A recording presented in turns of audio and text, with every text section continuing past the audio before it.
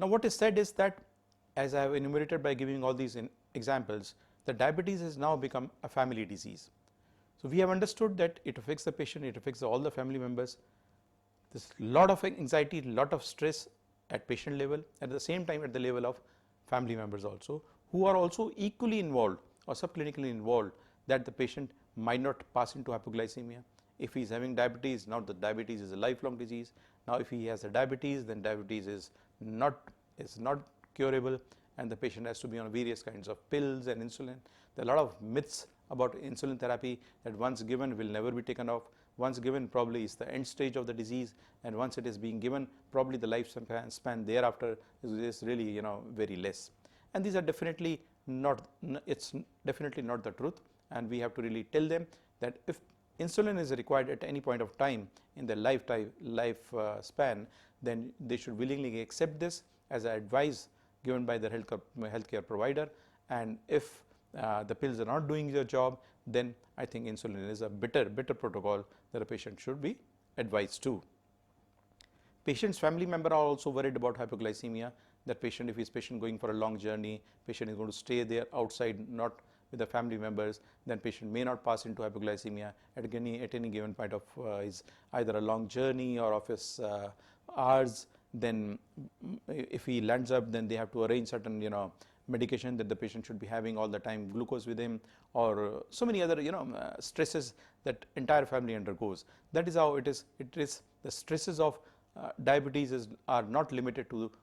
the patient himself or herself, but they are extending beyond the patient and passing on to the family members, and even the children also, they are also equally concerned about the health of the parents. Now, it is well established, we have wealth of data, we have enough evidence that this disease passes into the generations, and we all understand that, of course, if somebody has it, probably the next generation which is going to come will probably be harboring, and the incidence is there that if one of the parents is having type 2 diabetes, there is around 20% more chance of the offsprings having type 2 diabetes in the lifetime. And probably if the situation is that both the parents have diabetes, and this predisposition increases by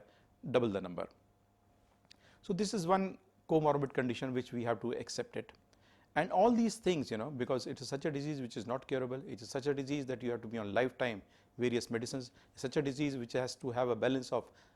quality of life, exercise, a definite lifestyle pattern, and the medicine, the diet quantum, a very reasonable disciplinary life, then all this adds to the stress of the patient as well as the family member. And some amount of anxiety and depression which also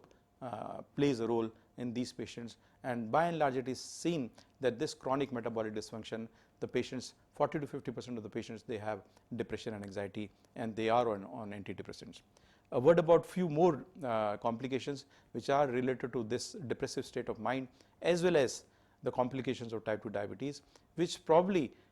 few patients they don't like to share with their healthcare provider, and they hide these things, and we as doctors should really interrogate such patients and take a very deep history regarding sexual relationship of their life, as to what is the status of the sexual relationship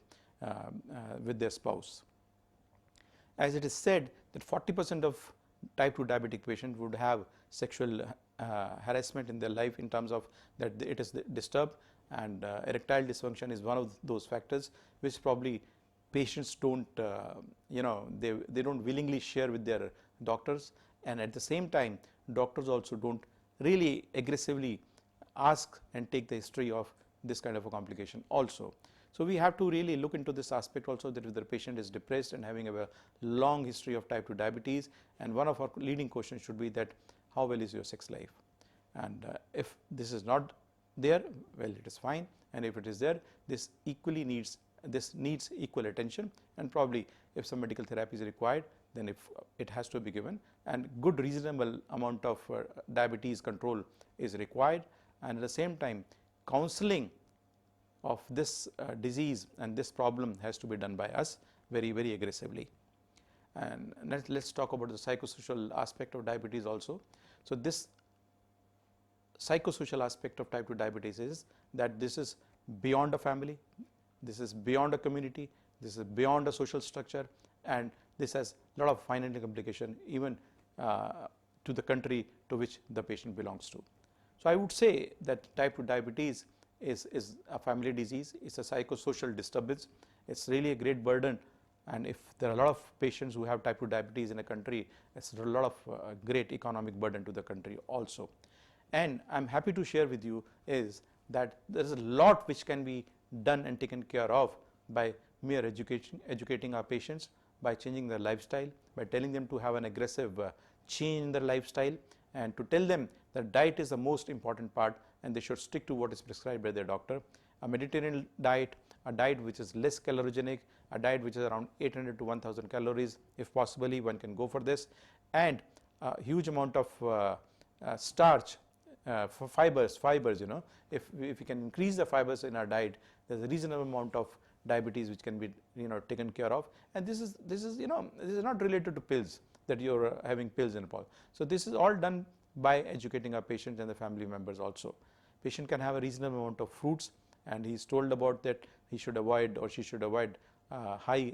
glycemic index food, and can take a reasonable amount of, I think most of the diet constituents are permitted, even the rice is permitted, and one can enjoy a reasonable, good, healthy life even with type 2 diabetes, and if you really adhere to the instructions given by the doctor, your medical practitioners, and by the tips that I have just shared with you to have a healthy